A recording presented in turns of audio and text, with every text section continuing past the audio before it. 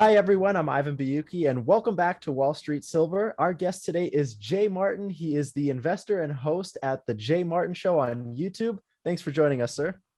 Thanks for having me. Ivan, Jim, great to be here. Hey, Jay, you also do the Vancouver Resource Conference. It's coming up in May, so I plan to attend that, but we'll talk about that later. But you've got your own YouTube channel, and you talk to a lot of famous people, a lot of fund managers, and you got a lot of opinions yourself. And so we wanted to get into what's going on right now with Russia, and financially, the world is a mess. Russia's got a ton of commodities. The world needs them. And we seem intent on blocking Russia from shipping those commodities. Do you sort of get the sense we're shooting ourselves in our own foot? I mean, at this point, I mean, with all these sanctions, we're hurting ourselves probably more than we're hurting Russia, don't you think? Long term, yeah, I think you're probably right. I mean, if there's demand for products that Russia has, so those products will make it to the market. And if not our market, somebody else's market, right? I think India quadrupled their oil imports from Russia in February. And China is now talking about pushing a pipeline underneath Mongolia to import 50 cubic tons, like the exact amount of oil that Russia currently sends via the Nord Stream pipeline to Europe. They could replace that buyer, right? That's the game plan. Mm-hmm. So I think you're right. You know, you can cut off imports, but there's a product that the world wants. It's going to make it to the market one way or another. Yeah, there's really no way. Germany in particular seems to be hell-bent on destroying their economy. They shut down their nuclear power plants. They're trying to completely block Russian natural gas. I almost wonder whether European leaders at some point, are they just stupid? Are they ignorant? Or are they really doing this on purpose? Do you have an opinion there? Well, yeah, I think, I don't know. I don't have a strong opinion, but I ask the same questions that you're asking, right? You can make the statement in Europe that we're going to cut ourselves off from Russian gas, but how you're actually going to do that is a completely different and less clear question, right? The US, different story, right? Less than 10% oil and gas comes from Russia. It's replaceable, and may not have the refining capabilities to immediately replace that, but they have options, right? They've got options. In Europe, there isn't really, right? And you look at countries like Norway, 99% of their natural gas comes from Russia, 99%. How do you, right? You can't replace that. It's just not feasible, right? And so I completely agree with you. I think there's a lot of saber rattling right now, a lot of saber rattling, but like, is it just lip service? Is it just headlines? At this point, I think so. You know, there was one headline I saw recently that Germany seized all of is it Gazprom? All of Gazprom's network and storage facilities in Germany, where Russia's natural gas was stored. But I'm like, what's the point of? And they said we're seizing it for national security reasons or energy security reasons. But the point is, what's the point of seizing empty storage tanks? If Russia's not going to keep sending natural gas, what have you done essentially? Again, to me, it seems like more lip service, right? We're taking a hard stand. That's the message, right? We're taking a hard stand. What are the consequences? Oh, there aren't any, but we're taking a hard stand, right? Well, there's negative consequences for us, for European citizens primarily. Something like 1/3 to half for different countries, it's different percentages, but 1/3 to half of their energy for their electric grid comes from natural gas from Russia. I mean, so is it going to take rolling brownouts or blackouts before the citizens really get, all right, these decisions have consequences on real people? It's not just press releases. Yeah, and I think it might, those rolling brownouts, blackouts, exactly what you're talking about. Russia is the largest exporter of natural gas and wheat, by the way, two very important commodities, right? Energy and food. And so, yes, I think if we thought the civil unrest and demonstrations that we've witnessed over the last 2 years over, seemingly small issues compared to food and fuel, we're going to see much bigger demonstrations, protests, and civil unrest in the future once that supply chain continues to be dismantled. Food is another key issue, and fertilizer. Russia is one of the biggest exporters of fertilizer. I saw another recent article that Germany is limiting the imports of potash, or one of some of these key. Why would you limit your own imports of fertilizer? Are you trying to starve your people? I mean, this is the level of what we're seeing out there right now, Jay. Yeah, I think a lot of that is just responding to the population, right? There's some, pretty aggressive protests asking for everything from no-fly zones, right? I mean, that's an aggressive measure, right? And you got to enforce it, right? And that's an act of war. They're very consequential. But when your population is speaking like this, protesting and demonstrating, politicians, they're going to respond. That's, in theory, they work for us, right? In theory. So theory. And they're going to give us the headline that we're asking for there. And you're right that, Ukraine is, I think, the 5th largest exporter of wheat. Russia's the first. Together, they're over 25% of the global wheat supply. So you could assume there's going to be no harvest season and subsequent seeding season in Ukraine. So that supply is it's gone, right? And Russia won't be exporting nearly what they were. And so what happens, in the global supply chain? We've yet to see it. But it will be significant. Is that later this year, we're going to just see some massive rioting and remember the Arab Spring, 2012, was it? Or I forget which year, 10 years ago. Later this year, we could see some really major issues happening. But how does this translate into, I don't want to be crass and say, how do I make money off this? But hey, Jay, how do I make money off this? Yeah, well, I'm not sure, Jim, but I can tell you what I'm doing. I think like my thesis for the 2020s has been that they will be how the 2020s have been, right? More continued unprecedented volatility, this trajectory of chaos. I don't think it's going to slow down, just like, this event in Europe is just the beginning of several more trigger points. So what do you do, right? Like the way I think about it is like, I try to make myself as sovereign as possible, right? Not dependent on or tied to the performance of anything out of my control. And I think you guys know how, I might approach that, right? It's by owning off-grid hard assets, number one, right? So we want to talk about how to make money out of this scenario. Well, I got 3 young kids. Like I'm building a moat before I'm trying to build a castle right now. That's kind of how I'm approaching my portfolio, right? Like what's the war chest? Am I really confident in that? Do I have what I call financial confidence, not financial independence? Financial confidence is like your ability to weather a storm and handle a crisis, right? Same as physical confidence. Could you walk down that alley and just feel okay that you're going to be all right? Like I want to feel that way about my bank account. And so right now, I think it's build the moat, build it bigger than you thought you needed it to be, right? And then look for upside, then look for gains. But that's how I'm approaching my portfolio right now. It's very much the barbell, Nassim Taleb, anti-fragile, the barbell approach. We've got nothing in the middle, a ton of safe haven, very boring asset classes, and then some wild speculations on the other side, and nothing in the center, right? No broad equities, no managed funds, nothing like that. That sounds a lot like my portfolio. I'm going to guess you're a silver stacker and a bit of a gold stacker. Am I right there? You guessed right. Yeah. Okay. So good. And I also know you invest in a lot of the resource stocks, the different commodity stocks. But do you have a percentage in mind for just broad numbers? I'm not asking for numbers or amounts, but percentages of. If you looked at your total portfolio, what percentage do you have in silver, gold, and then what's your high risk percentage out there? Yeah, so you're asking like my safe haven versus my speculation. It's typically about 70% in the safe haven bucket and about 30% in the speculation bucket. And I have 3 kids now. My oldest is 5. If you were to take it back 6 years, that ratio is probably the opposite, right?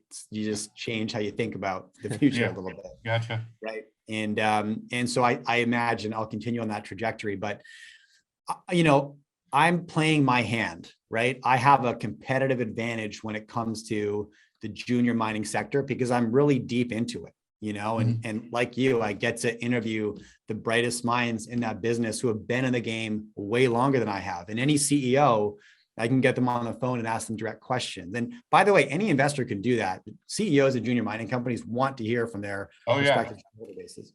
So if you're in that market, make that call 100%. You want to know the individual who's going to have the adventure with your money, right? And that's very important to do. I want to stress what you just said. I have about 30 in my personal portfolio. I have about 30 different commodity stocks, junior miners or exploration companies, really high risk stuff. Yeah. And every single one of those CEOs would take a phone call from any investor. Because all these companies that have a market cap below $100 million, $200 million, Yeah. most of the investment banks ignore these companies because of their market cap is just too small, doesn't generate, investment banking fees. So they're eager to talk to you. I mean, they'll leave their emails right there visible on their websites, and they will respond. So if you got questions about these companies, I can't tell you the number of times, even before Wall Street Silver, where what you just said, they will respond to you because they want the investors to be confident in what they're doing. Yeah, and that's so important because, as you know, like in that market, the junior mining market, you're not investing. I mean, right now, truthfully, I believe you could probably throw a dart at a junior silver company, and in a year, you'd have done very well, right?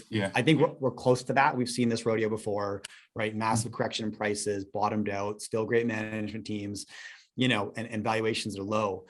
But having said that, like, as you know, you're investing in the judgment and decision-making of one or two individuals when you're investing at this stage. They say bet the jockeys. That's really true in this industry, right?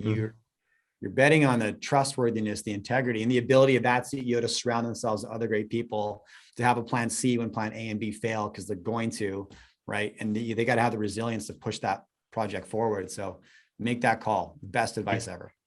And a great way to meet these people is at some of these conferences. I've been to a few of them in the past few months.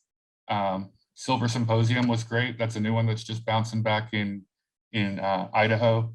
Yeah. I've been to Precious Metals Summit in Beaver Creek. That was a great one. 121 Mining puts on great events.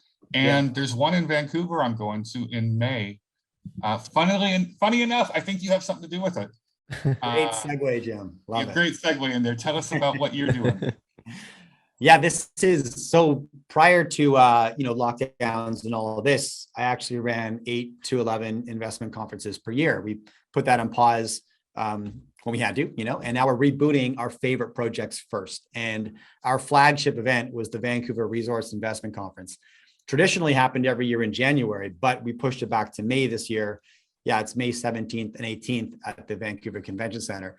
So this is like the Super Bowl for the junior mining industry. That's what we build, right? When you walk in as an investor, you'll walk into a marketplace of about 245 junior mining companies, all sitting there in a trade show booth, looking to talk to investors, just as we discussed. And then I surround the trade show floor with a variety of stages. We've got, big speaker hall and then 5 workshop stages. And on those stages, you're going to hear from a lot of the guests that come on your show, that come on my show, right? Money managers, serially successful investors, company builders, analysts from the space, anybody who I can look at and say, they've got a great track record. They know what they're doing. They've got skin in the game. I think investors would benefit from hearing from that individual. So yes, I think Rick Rule, Tavi Costa, Frank Holmes, tons in the junior mining sector, but then also I layer on top really big macro conversations, because to me, it's like, yes, I want to be early, but not 10 years early, right? I want to be maybe a year early, right? So understanding the macro trends and therefore tailwinds are critical. And so we invite, this year, we've got a couple former world leaders, the former Prime Minister of Canada, Stephen Harper, former President of Mexico, Felipe Calderon, and then a slew of, in my opinion, some of the best macroeconomists that I know of, individuals like Danielle DiMartino Booth, Brent Johnson, Luke Groman. It's all at CambridgeHouse.com. Oh, I love Luke is a real treat. I love listening to that guy. And the whole list sounds interesting. I'm definitely going to be there. Ivan, are you going to go? Yeah, I'm going. It's in Vancouver, so I don't have to do any asylum to the US. I can go. Yeah, Ivan hasn't been coming across the border. He'd need to get refugee status to get away from Canadian restrictions. But anyways, so Jay, it's the Federal Reserve dominates a lot of this discussion about monetary policy. Of course, they're the biggest central bank in the world, but they're saying some really aggressive language lately. Let's call it. The number 2 person, one step below Jerome Powell, is Brainerd, and she's talking about aggressively selling off the balance sheet of, the Fed's taken on $9 trillion in debt, mortgage and government bonds. But if the Fed's not buying anything and they're actually selling everything, we've seen this story before. They said it'd be like watching paint dry. Janet Yellen's famous words from 2017. Do you think they pull this off? No, not at all. I do not believe that will be the case. I think they're smart to try and raise rates. I think their timing is terrible, and therefore, no, I don't think Powell is going to be able to stick to his guns. They'll get a couple rate hikes in, but the economy is weakening, right? And I don't think any chair has the testicular fortitude to maintain this policy amid a weakening economy. I just don't see it. Yeah, it's kind of interesting that they think, they've been talking so much for almost a year now about raising rates and selling off the balance sheet. Yet here we are in April of 2022, and so far the only change that's happened really is they've raised a quarter of a point, and that's it. I mean, do you think this is like more jawboning or just trying to talk the market down as opposed to actually doing anything that would cause a crisis? I think maybe jawboning isn't the right word. I think they have to respond, right, to the inflation, and they have to, again, make headlines. We're taking affirmative action, right? We're doing everything we can. Maybe had they attempted to raise rates a year ago when there were rent holidays all over the place, direct stimulus checks going out, durable good sales were just going through the roof. Like the economy was sort of booming, right? Maybe, right? Depending on how you looked at it. And maybe you could have gotten away with it back then, but now I don't see it happening. No, I think we're going to take our foot off the gas pedal probably in about a quarter here. I mean, the question I have in my mind, at what level of pain, whether it's the stock market falling or the housing market collapsing in America, 30-year mortgage rates just hit 5% for the first time in forever. Mm-hmm. I've seen some calculations on what people would be paying for a mortgage now, which blows my mind. 3% versus 5%, that's a big number.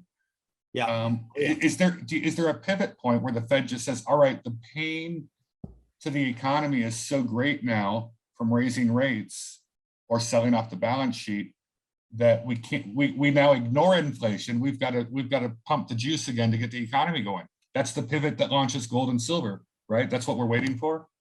Yeah. And again, like I've had my thoughts on that, I suppose.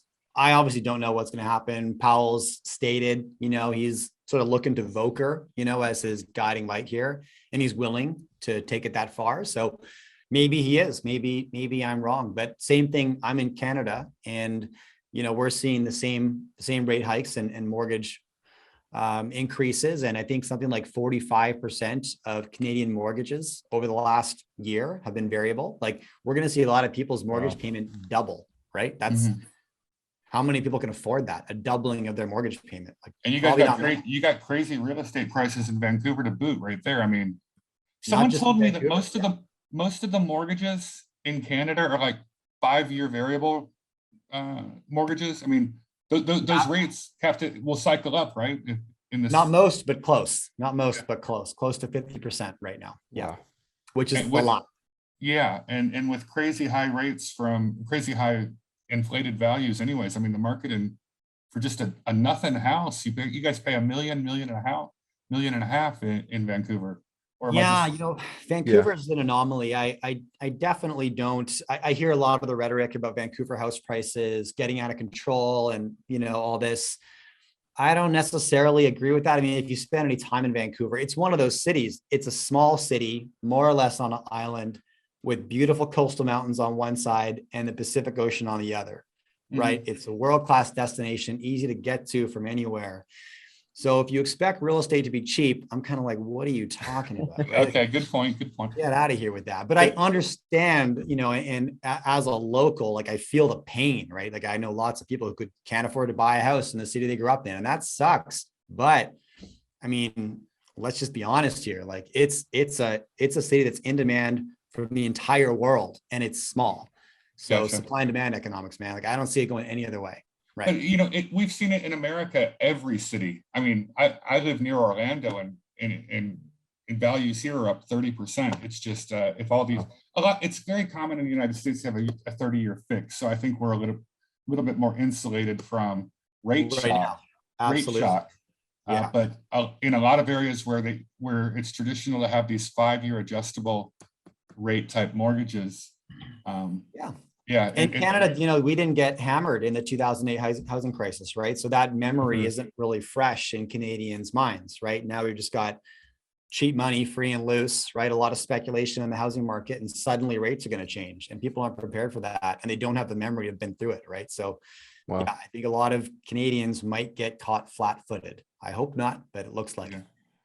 Well, back to Fed policy.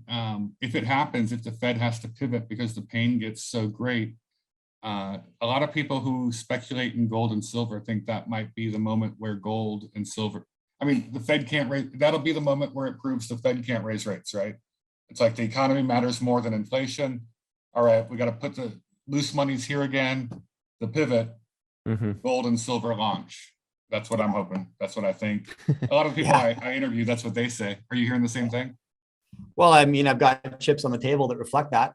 Absolutely. Yeah. Right. So you're believing it? You're a believer on that one. So yeah, I couldn't guess on, I could guess, but I could provide no clarity on timing. Right.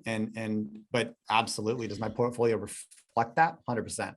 100%. So I can't ask you for like a silver and gold target. You're not going to say silver to 100, silver to triple digits. Like give us some clickbait. I'll throw a number out there. Yeah, give me some. I need a clickbait title, Jay. Come on, give me some. I won't. I'll echo Frank Justra. Price predictions are a mug's game. Yeah. Come on, you're a YouTuber. I need clickbait titles. Come on, dude. That's funny. You know what? I was recently on Kitco, and David Lynn, who I love, great individual, really wanted me to give him some sensational sound bites, right? And he was hitting me with everything like, gold predictions. What if US dollar crashes? What if inflation is 40%? All this stuff. And he must have been getting frustrated because every question I would just kind of shrug my shoulders. He would say, what would you do? What would you do if this, if that, if this? And I'd always just say, look, David, I'd get up the next morning and go to work. The same thing I did in March 2020. Like, that's all I have, man. That's all I would do. That's all I got. Well, that's why you're not getting invited back to Kitco. That's why. Give them clickbait or you're not coming back. And I get it, right? I run a YouTube channel, like sensational headlines.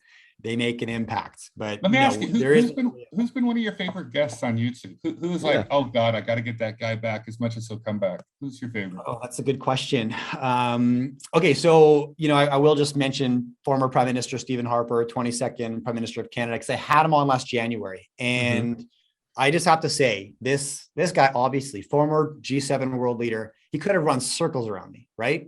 If he didn't like one of my questions, he would see it coming a mile away and just jujitsu his way out of that. And he didn't, he stood up and answered everything I gave him, except I started going towards the current administration to get him to comment on it. And he saw that coming and he didn't, navigated away from it. But you know what, just an amazingly transparent and forthright individual, which today from a politician just was so refreshing. I was like, wow, he just, answered the question. Amazing. Everyone loved him in Canada when he was prime minister. Love him more now. Yeah. You know what I mean? Yeah. I'd say Frank Justra, an exceptional individual to have. You should definitely have him on the show because he can speak to gold, silver, he can speak to policy, but he's also a company builder. He's $4 billion companies now under his belt. He's been there, done that, right? He's got the chops. So I find that his word carries a lot of weights. He also doesn't get sensational for the sake of getting sensational. He talks his book more or less and talks from personal experience. Danielle DiMartino Booth's always interesting. David Rosenberg, personal favorite. He's coming up to Vancouver in May. Danielle Park, Venable Park Investment Council. Really enjoy speaking with Danielle because again, she cuts through the noise very effectively. And speaks her book. She's got skin in the game and talks about it, which I love. So I'm going to look that one up. Yeah, definitely. Yeah. Well, hey, Jake, thank you very much for coming on. We really appreciate it. I'll see you in May if I can get across the border. Good. And I'm looking forward to it. I've been to Vancouver before. I've been to Whistler to go skiing north of there. Nice. And stayed in Vancouver a few days, but it's a beautiful city and I look forward to meeting you there. Likewise, both of you. Looking forward to it.